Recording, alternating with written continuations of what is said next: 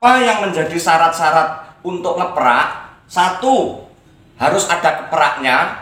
Setelah itu, dua, kondisi kaki. Kakinya harus sehat, ya. Jangan sampai kakinya ini cantengen atau kakinya ini kena beling, ya, atau kakinya terluka. Karena kalau kakinya cantengen itu kalau untuk jejak keprak itu enggak.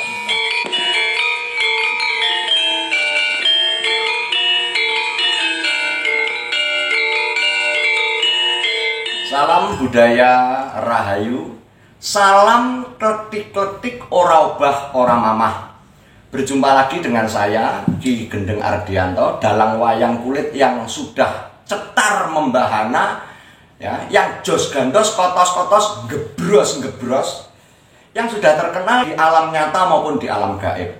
Pada kesempatan ini saya akan berbagi ilmu, akan sharing tentang bagaimana caranya menyusun keprak atau keplek wayang, sekaligus cara memainkannya bagaimana.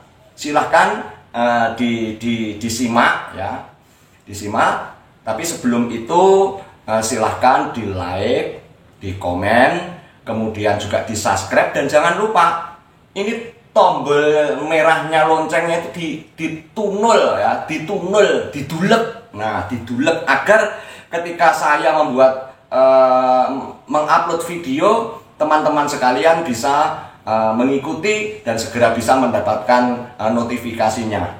Nah, bagaimana caranya? Tapi mohon maaf, sebelumnya saya mohon maaf kepada yang senior-senior, bukan maksud saya menggurui, ya, tapi ini hanya sekedar berbagi ilmu.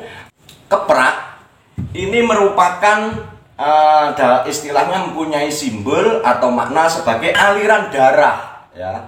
Keprak itu merupakan aliran darah, jadi suara keprak ini melambangkan aliran darah seperti aliran darah kita. Cempolo atau dodokan kotak ini menggambarkan jantung, detak jantung kita. Jadi antara darah dan jantung ini harus ada kesinambungan. Nah, kemudian bagaimana cara kepraknya? Apa saja? Biasanya saya kalau dalang hanya menggunakan kepraknya itu 5, ya, 5 laras keprak saya. Biasanya saya laras 6, ya, 6 laras 6 loro, ya, 6 loro, kemudian siji, selanjutnya telu, ya, telu. Sing akeh biasanya loro petet, ya, 6 loro. Mengapa demikian? Kalau keprak kita ini nadanya larasnya 6 karo loro, ini ombak atau jangkai suara, ini gelombang suaranya nadanya larasnya 6. Karena laras 6 ini banyak sekali merupakan laras yang dominan untuk mengambil suara. Oke, mengambil suara kuncinya 6. Contohnya saja 6 ro.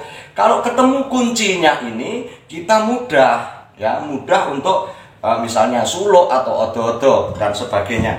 Nah, namanya apa saja ini, ya? Ini namanya keprak yang saya toto ini, yang awal ini namanya yaitu totokan, ya, totokan atau tatapan. Nah, ini tatapan. Ini saya letaknya ini seperti ini, dan ini, ya, kira-kira dari volumenya, dari kotakan jaraknya, ya, kira-kira seperempat, ya, seperempat. Nah, ya, seperempat aja, ini lebih seperempat.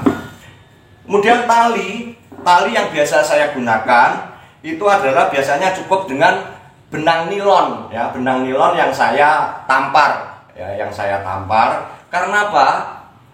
Benang nilon ini tidak terlalu besar, ya, sehingga tidak akan menghambat suara. Beda kalau kita memakai tali peluntur, ya, peluntur itu agak besar, itu seringkali menghambat suara, ya. Kemudian cara penataannya, taruh ini tatapan atau totokan. Nah, kemudian setelah itu, ini larasnya boleh laras 6 boleh, ya, larasnya 6 atau larasnya siji juga enggak masalah. Nah, kemudian yang kedua ini namanya ya, penitir atau isen ya, penitir atau isen. Biasanya ada penitir, ada isen. Penitir ini kita letakkan jaraknya mungkin ini ya sekitar 1 sampai 2 cm, jangan terlalu ke bawah agar tidak menghambat suaranya. Nah, ini kita letakkan jaraknya sekitar 1 hingga 2 cm dari, nah ini mungkin 3 cm ini ya, ini tidak masalah 3 cm. Kemudian kalau ini tadi totokan atau tatapan, disusun keprak penitir. Selanjutnya biasanya saya kemudian menggunakan ini dupaan atau pancalan ya, dupaan atau pancalan. Nah, dupaan atau pancalan ini larasnya lebih tinggi dari yang keprak yang totokan tadi. Ini kalau saya ya, kalau saya, karena ini biasanya lebih berat. Ini saya tata demikian. Biasanya kalau di Solo, Solo itu ada ini penitir, ada lagi isen ya. Tapi ini saya tidak menggunakan isen, tapi saya menggunakan ini yang di sini. Ini namanya keprak simpiran atau simpingan atau kupingan. Letaknya di sebelah ini ya. Ini biasanya kalau penataan Coro Solo ya, penataan Coro Solo ini berada di depan ya, di depan. Tapi kalau metode Blitaran, Kedirian, ada juga Tulungagung, ditambah lagi ini 2. 1 ya, 1 ini 2. Jadi hampir bersama ini ya. Ini ini namanya simpingan atau kupingan atau simpiran. Nah, yang jelas ya ini cara. Nah, ini kemudian bagaimana cara kita membunyikan keprak ini ya. Cara membunyikan keprak ini ada beberapa versi ya. Versi Jawa Tengah itu ada versi Jogja, ada versi Solo, ada versi pesisiran itu ya, seperti Blita, seperti yang ada di pinggiran itu ya, seperti Jawa Timuran, wayang Jawa Timuran, wayang itu jedong namanya. Itu namanya termasuk kategorinya wayang pesisiran. Nah, menurut keprakan gaya Solo, gaya Surakarta, keprakannya ini iramanya mengikuti irama atau tempo dari bonang penerus. Nah, mengikuti bonang penerus. Nah, ini namanya apa? Mengikuti irama bonang penerus. Kalau orang Jogja menamakan keprak ciciran ya, ciciran. Irama bonang penerus misalnya pyong pyong pyong pyong pyong pyong pyong pyong pyong. Ini ciciran, berarti kepraknya seperti itu. Car itu namanya ciciran. Kalau orang Surakarta menamakan yaitu keprakan jalak ngeloloh ya. Car. Nah, itu jalak ngeloloh atau ciciran. Kemudian ada lagi yang dinamakan keprakan banyu netes. Car. Ini mengikuti irama dari bunang babok atau mengikuti wilan demung, balungan demung. Tetapi tempatnya ini berada di sela-selanya itu. Ya, di selanya misalnya bunang barung, pyong, kepraknya car. Ini namanya banyu netes. Ini cara metode keprakan banyu netes mengikuti irama bunang barung atau sesuai dengan balungan demung, tapi letaknya ada di sela-selanya. Nah, kemudian cara memainkan atau membunyikannya, ya, cara memainkan atau membunyikannya ini menurut saya, ya, saya klasifikasikan 1, yaitu sisiran. Bagaimana sisiran? Ini sisiran. Kemudian saya sebut juga ater-ater ya. Setelah disisir kemudian diater-ater atau diumai-umai, atau ada juga yang menyebutnya cecekan. Disisir, cecekan, empetan, baru diseleh. Artinya seleh itu habis ya. Nah, seleh. Jadi sisiran, cecekan, empetan, seleh. Misal contoh. Ater-ater, empet, seleh. Jadi rumusnya sisiran, ya, sisiran, empetan atau cecekan, ya, cecekan dulu terus diempet, kemudian seleh. Ini rumusnya ya. Jadi perhatikan. Sisiran, empet, seleh. Sisiran, ater-ater, empet, seleh. Ini. Nah, kemudian bagaimana iramanya? Nah, ini kita ikuti di sini, mohon disimak ya. Saya sampaikan di sini. Bagaimana rumusnya? Rumus kepraannya. Misalnya iromonya serempet. Ya, misalnya serempet. Mulai dari buko, ya, di dodokan kotak ini 1 2 3. Wiwit 5, ya. Rotok, rotok, rotok, mo. Misalnya awit A ya. Nemo nemo rolu molu mo lumo lumo rolu mo jinemolu nemolu ro luro luro lumo nemo. Kemudian masuk ngelik. Ngelik. Roji, roji, roji, luro, luro, monam jinem, jinamolu, rolu, roji, luro, nemo, luro, lumo. Kembali lagi ke awit ya. Nah, bagaimana cara awetnya? Sebaiknya ya, ini menurut saya dari bumbukani dodok kotak awal, rotok rotok rotok, mona mona morolu mo cer. Di sini letaknya. Ini letak kepraan mulai awalnya, cer cer cer cer cer cer cer, sesuai dengan kesepakatan dan rumus yang saya sharingkan ini. Nah, ini mengikuti selehnya itu ada di angka keempat ini atau angka ke-8, 4, 4. Nah, isinya apa? Di sini sisiran, cer cer cer, empetannya di sini, ininya seleh, ya, seleh. Atau di sini ini empat, ya, cecekan diempet terus kemudian seleh. Di sini juga demikian. Cara nyisir, dicecek, ya, cecek, diempet, kemudian seleh. Nah, cukup ya. Ini rumus dari mana? Ini kata guru saya dulu, bernama Mbah Wardi Adisono, ya, Mbah Wardi Adisono. Demikian juga dalang-dalang Blitar rata-rata seperti itu.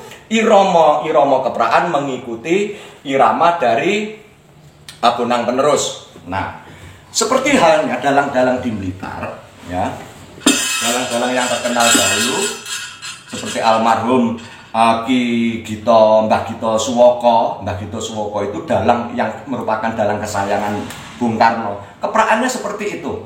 Kepraannya mengikuti irama bonang penerus atau yang disebut kepraan ciciran atau jalak meloloh itu. Nah, kemudian setelah era berkembang pada saat ini, kepraan yang biasanya banyak diikuti ini dari Surakarta biasanya banyak dengan irama banyu netes atau iramanya mengikuti bonang barung atau demung, tapi tempat letaknya di sela-selanya ini, ya, di sela-selanya ini namanya dong ding dong ding. Nah, berarti di sela-selanya ini tipe seleh atau tipe ding ini tetap ya, cecekannya tetap. Nanti kita akan kita akan praktekkan dengan ini adik-adik teman-teman saya ini. Nah, jadi di sini dodokan kotak, terus kemudian kepraan. Nah, bisa dipahami ya rumusnya, caranya rumus berarti sisiran ya, sisiran, kemudian cecekan atau ater-ater atau ngoma-ngomai, kemudian diempet seleh ya.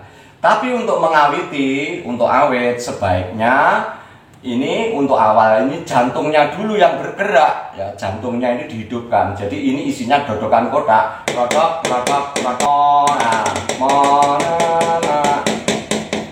Nah, oke. Baik, coba kita tes ya, kita praktekkan. Ikuti bagaimana caranya leprak. Siap, coba Mas Bonang dan juga Mas Pendemung ya. Mas Bonang kalau Mas Pendemung coba diikuti. Oke, tak boleh nih. Oke, baik ya, siap. Dari awet dodokan untuk odo-odo serempak biasanya 3 kali rodok baru awet, baru saya legong pertama. Yuk, saya 1,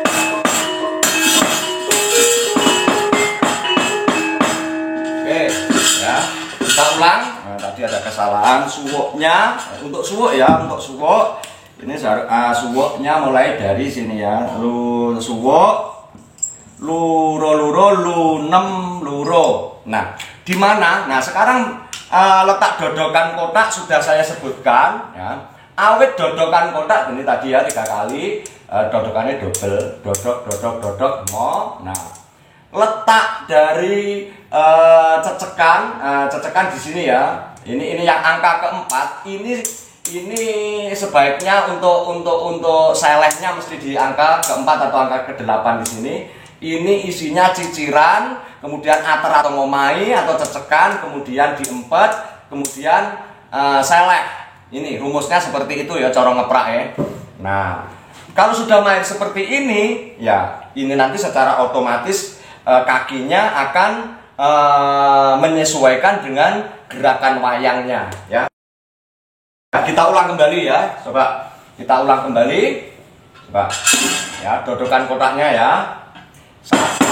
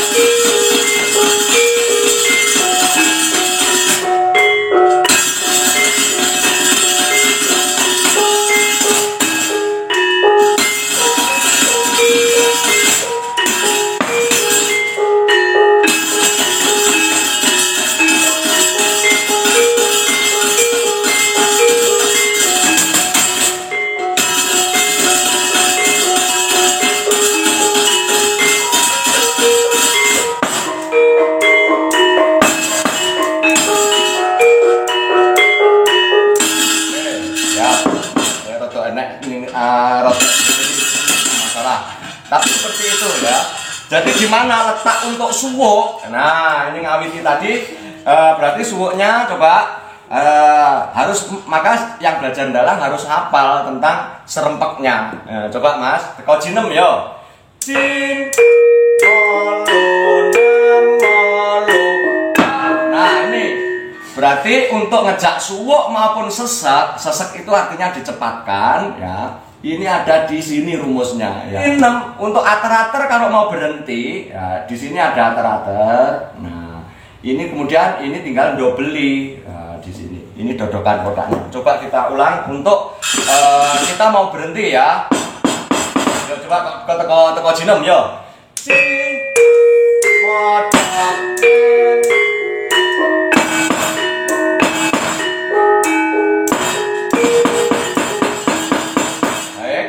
Nah, ini diperhatikan, setelah dodokan berhenti, tidak boleh ini dodokan atau cempolonya ini berhenti. Misalnya ya. Nah, ini harus tetap ganter. Agar apa? Kita suka tukang penggendernya selalu ngiringi atau nintingi. Nah, kemudian juga wayang ini tetap ada tanda-tanda kehidupan, karena ini tadi kan melambangkan jantung, jadi wayangnya jantungnya tetap bergerak ya. Kita ulangi coba satu kali lagi ya. Tadi kalau mau berhenti diseseknya disek ya, sesek baru berhenti ya. Kalau sepeda motor seandainya kita mau berangkat digas disek, baru dikurangi gasnya agar bisa berhenti. Tapi kalau lamban, ya enggak masalah, tambang aja enggak masalah berhentinya, tapi kurang begitu kerangsang ya, kurang begitu menandakan semangatnya akan kurang. Coba kita mulai lagi ya.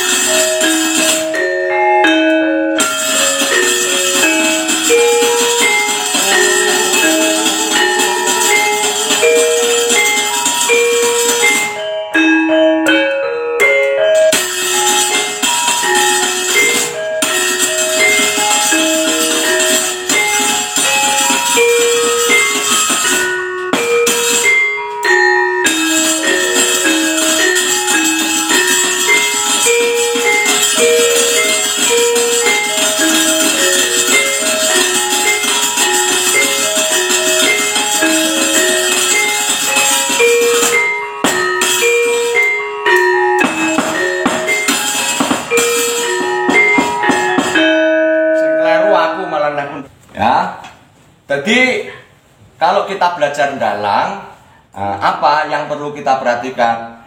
Nyekele wayang atau ngepraknya atau ndodoknya kotak. Nah, ini yang perlu kita dahulukan mana? Sebaiknya sebelum kita belajar dalang, setidaknya kita sudah tahu dan mengenal iringan. Seorang dalang harus bisa menguasai serempek, sampak, ayak. Iringannya itu semacam itu. Dan untuk iringan-iringan yang lainnya nanti akan saya diberikan di lain kesempatan. Yang jelas kita akan mengulang ini ya. Kita akan mencoba memahami tentang dodokannya itu di mana, awit kepraannya di mana, sudah saya rumuskan tadi. Ya, ini semacam ini. Kita ulang kembali dengan dodokan kotak, kemudian suwuknya bagaimana? Kita mulai ya.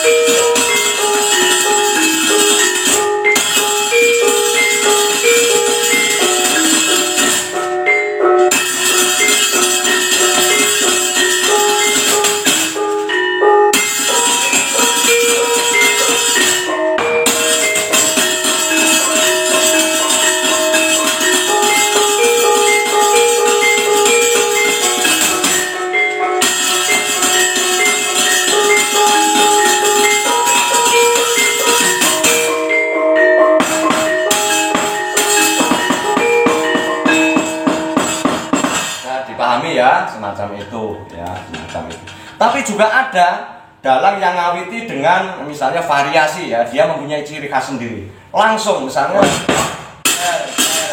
gini. Berarti kalau kepraan semacam itu ya, berarti di sini rodok jer ya, rodok jer jer jer. Nah, ini bisa langsung rodok, ini diisi kepraan juga bisa ya, misalnya ya. Ini juga variasi saja ya. Coba kita mulai dengan kepraan yang seperti saya sebutkan ya. Nggak tahu ini kepraan jenis apa, saya nggak ngerti, tapi yang jelas ini juga pantas gitu ya, juga patut ya. Coba ya.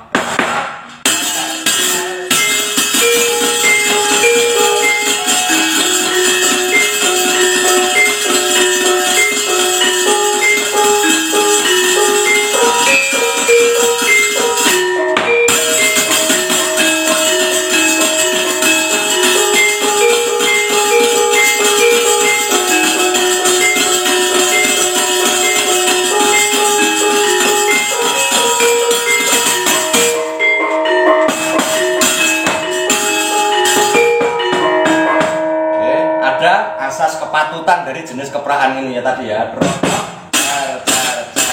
gitu, pantas. Dan tadi kalau kita memulainya dari awal, berarti ini isinya dodokan kotak ya, dodokan kotak, baru kepraannya ada di angka yang kalau dari awet berarti angka ke-9 ini ya.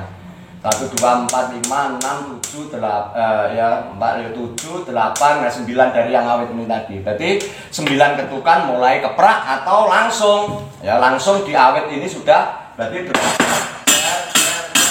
bisa ya.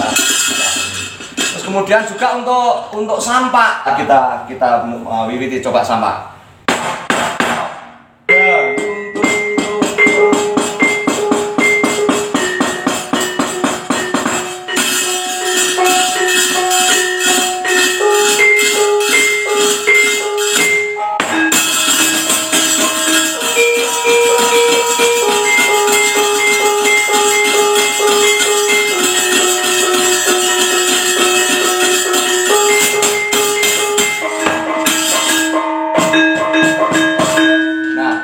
Sebenarnya sama ya, sama. Bagaimana halnya dengan sampak? Sampak pun sama ya, sama ketukannya di sini juga, atau langsung seperti yang saya rumuskan tadi. Kita coba lagi ya.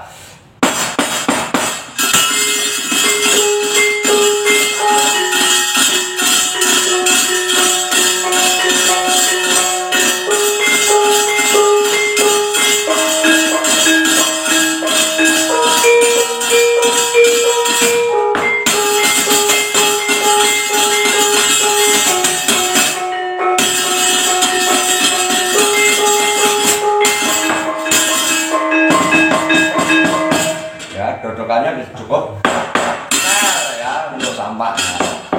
Kalau sampaknya tamban, ini tadi kan sampaknya cepat. Nah, kita ulang untuk sampak yang agak tamban, di mana kita memulai kepraannya sing pantes. Yuk kita coba, ya.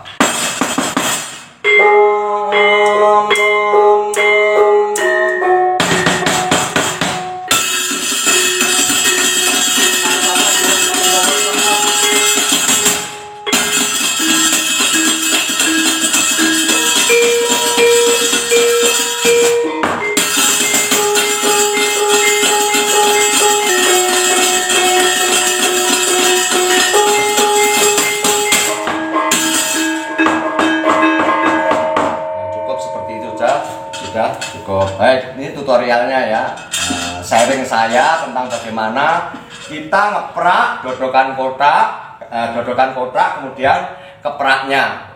Nah, harus sesuai seperti yang saya ungkapkan tadi, iromonya mengikuti iromo bonang penerus atau iromo bonang barung. Kalau bonang penerus itu jenis kepraknya ciciran atau jalak ngeloloh. Banyu netes itu mengikuti iromo balungan biasa atau mengikuti bonang barung, tapi di sela-selanya. Tentang rumusannya tadi perlu diingat lagi, yaitu yang jelas sisiran, kemudian ater-ater, kemudian diempet, baru seleh. dan selehnya selalu di angka yang keempat atau yang angka ke-8 atau angka terakhir ya. Demikian dulu perjumpaan kita tentang tutorial atau cara ngeprak ya. Semoga ini bermanfaat untuk kita semuanya. Tetap semangat untuk mencintai budaya sendiri. Kita berjumpa kembali di lain kesempatan. Tetap semangat. Salam budaya, rahayu rahayu.